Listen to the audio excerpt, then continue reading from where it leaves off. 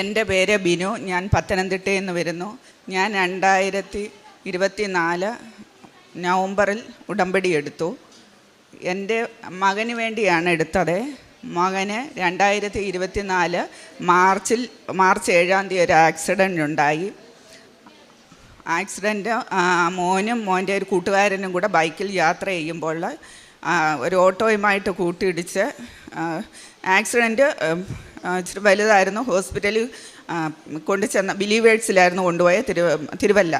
അവിടെ ചെന്നപ്പോൾ 48 മണിക്കൂർ കഴിഞ്ഞ് എന്തെങ്കിലും പറയാൻ പറ്റുമെന്ന് പറഞ്ഞ് അങ്ങനെ മോൻ്റെ ആക്സിഡൻറ്റിൽ അവന് വലത് കൈയുടെ എല്ല് പൊട്ടി, പിന്നെ ഇടിപ്പല്ല് രണ്ടും പൊട്ടി, പിന്നെ ബ്ലാഡറിൽ ചതവുണ്ടായി, മൂത്രനാളി ചുരുങ്ങിപ്പോയി. ഇത്രയും കുഴപ്പമുണ്ടായിരുന്നു. അവിടെ വെച്ച് അവർ കയ്യിലെ അസ്ഥിയുടെ ഓപ്പറേഷൻ ചെയ്തു. പിന്നെ ഇടിപ്പല്ലിന് ബെൽറ്റ് ഇട്ട് അത് റെസ്റ്റ് എടുക്കാൻ പറഞ്ഞു. പിന്നെ ഈ ബ്ലാഡറിൻ്റെ അതും മൂത്രനാളിയുടെ ചികിത്സയും ഇവിടെ ഇല്ല, നിങ്ങൾ വേറെ എവിടെയെങ്കിലും പോയി ചികിത്സിക്കണം, അതിന് 50 ലക്ഷം രൂപ ചിലവാകുമെന്ന് പറഞ്ഞു. അവിടുത്തെ ചികിത്സയെല്ലാം കഴിഞ്ഞ് ബ്ലാഡറും ഈ മൂത്രനാളിയുടെയും ചികിത്സ 3 മാസം കഴിഞ്ഞ് തുടങ്ങാൻ പറ്റും. അത് ഓപ്പറേഷൻ ചെയ്യണം. അങ്ങനെ 3 മാസം കഴിഞ്ഞ് ഞങ്ങൾ രാജഗിരി ഹോസ്പിറ്റൽ ആലുവ അവിടെ ചെന്നു. അപ്പം ഇതിന് 50 ലക്ഷം രൂപ ചിലവാകുമെന്ന് പറഞ്ഞു. ഞങ്ങൾക്ക് സാമ്പത്തികമായിട്ട് വലിയ ബുദ്ധിമുട്ടുള്ളവരാണ്.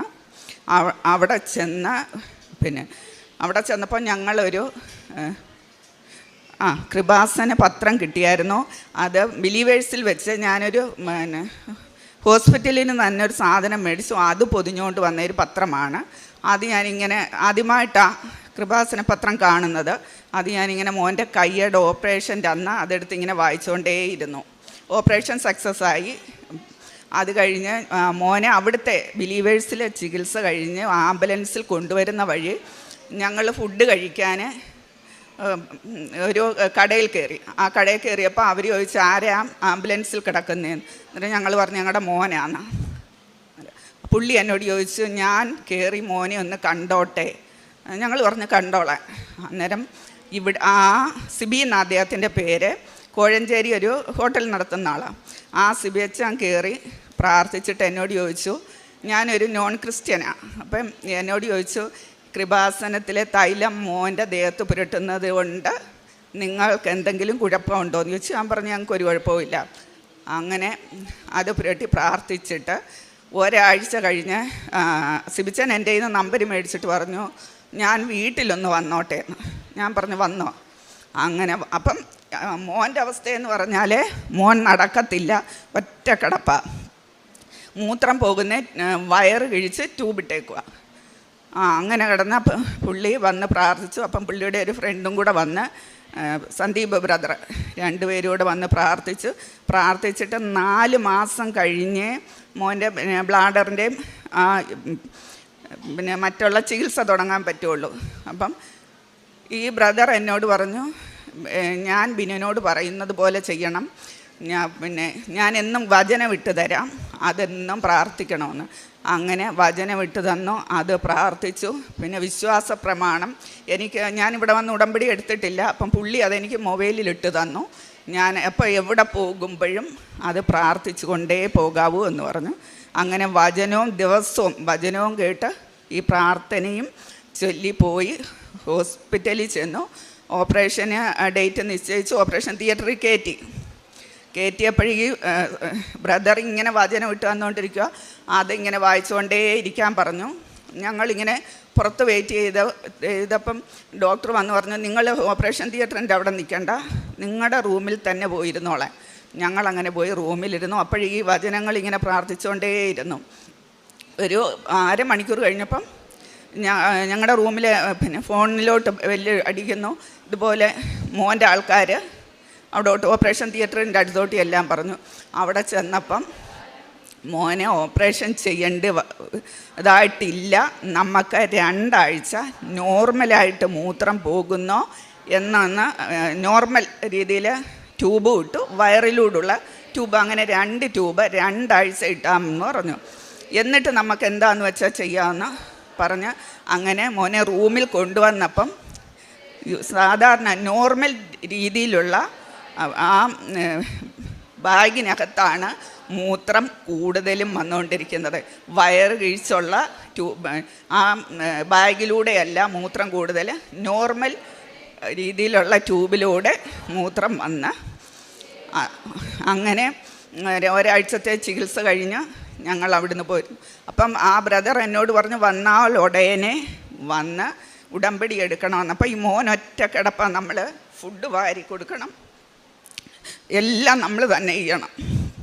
അങ്ങനെ എനിക്ക് വരാൻ പറ്റിയത് നവംബറിലാണ്. അങ്ങനെ ഞാൻ വന്നു. നടക്കാത്ത മോൻ ഇപ്പം. എൻ്റെ പേര് കണ്ണൻ എന്നാണ്, പത്തനംതിട്ടയാണ് സ്ഥലം. എനിക്ക് ആക്സിഡൻ്റ് ആയത് മാർച്ച് 7-ാം തീയതിയാണ് ആക്സിഡൻ്റ് ആയത്. അമ്മ പറയുന്നത് കേട്ടിട്ടുണ്ട്.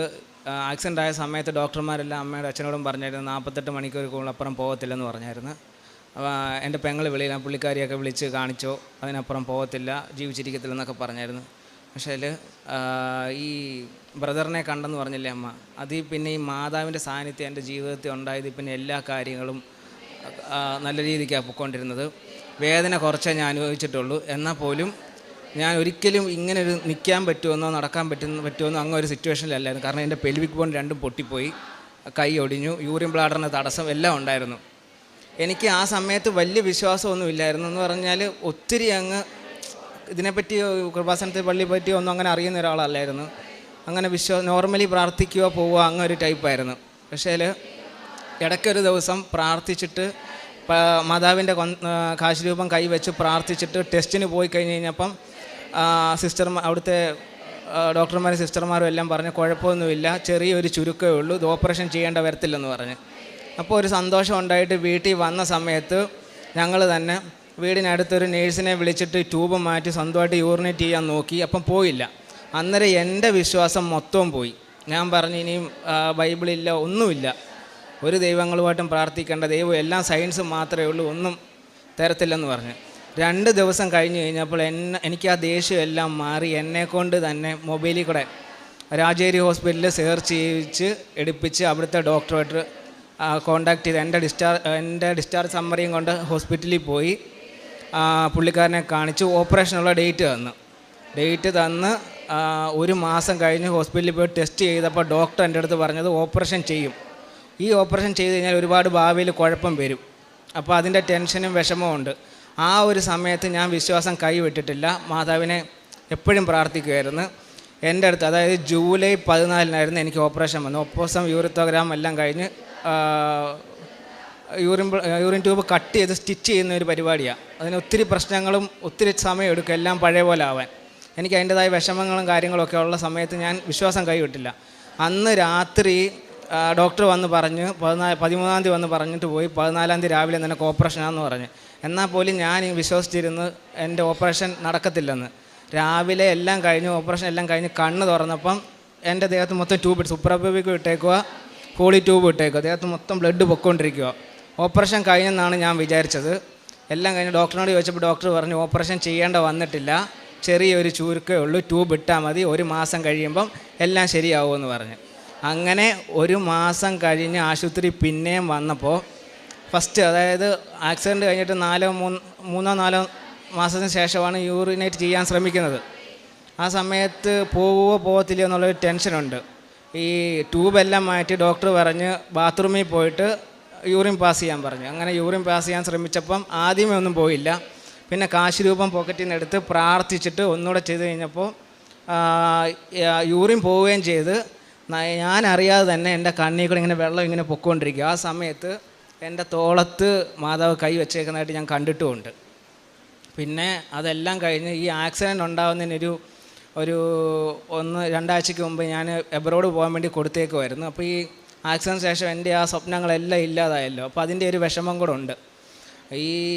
ഇതെല്ലാം ഒന്ന് യൂറിനൊക്കെ പോയി എല്ലാം ശരിയായി വന്നു കഴിഞ്ഞപ്പം പിന്നെയും പ്രാർത്ഥന തുടങ്ങി. ഇനി ഞാൻ പറഞ്ഞു മാതാവേ, എനിക്ക് എൻ്റെ ആ സ്വപ്നങ്ങളൊക്കെ എനിക്ക് ഒന്നുകൂടെ ശരിയാക്കി എടുക്കണം, എനിക്ക് വെളിയിൽ തന്നെ പോകണം, പോയേ പറ്റത്തുള്ളൂ എന്നുള്ള രീതിയിൽ പ്രാർത്ഥന എല്ലാം തുടങ്ങി കഴിഞ്ഞ് കഴിഞ്ഞ് പെട്ടെന്ന് തന്നെ എൻ്റെ എബ്രോഡ് പോകാനുള്ള കാര്യങ്ങളെല്ലാം ശരിയായി, പഠിക്കാനുള്ള കാര്യങ്ങളും എല്ലാം ശരിയായി, MBA പഠിക്കാനുള്ള എല്ലാം എൻ്റെ ആഗ്രഹം അതായിരുന്നു. അത് തന്നെ എല്ലാം ശരിയായി, അഡ്മിഷനും കിട്ടി.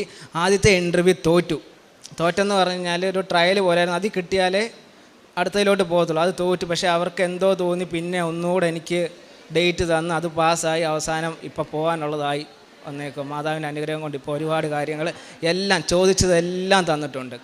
കണ്ടിട്ട് കാണാനും സാധിച്ചിട്ടുണ്ട്. ചോദിച്ചതെല്ലാം തന്നിട്ടുമുണ്ട്. ഇടയ്ക്കിടയ്ക്ക് മനസ്സിൽ പറയും നന്മ മാത്രം ചെയ്യുക, വേറെ ഒന്നും ചെയ്യരുതെന്ന് പറയും. ഇപ്പോൾ എൻ്റെ ഭാഗത്തുനിന്ന് ഞാനിപ്പം ഇടയ്ക്ക് കൂട്ടുകാരുമായിട്ട് ഇങ്ങനെ അലച്ചും വച്ചൊക്കെ സംസാരിക്കുമ്പോൾ ആണെങ്കിൽ പോലും പിന്നെ ഞാൻ ഒറ്റയ്ക്കിരിക്കുന്ന നിമിഷങ്ങളിൽ പറയും എപ്പോഴും നീ ശാന്തമായിട്ടിരിക്കുക, ഒരു പ്രശ്നത്തിനും പോകരുത്, നല്ല രീതിയിൽ തന്നെ ജീവിക്കുക, നല്ലത് തന്നെ ചെയ്ത് മുന്നോട്ട് പോകാമെന്ന് പറഞ്ഞിട്ടുണ്ട്. അങ്ങനെ ഒരുപാട് ദർശനങ്ങളും കാര്യങ്ങളും ഒരുപാട് അനുഗ്രഹങ്ങളും മാതാവിൻ്റേതായിട്ട് കിട്ടിയിട്ടുണ്ട്.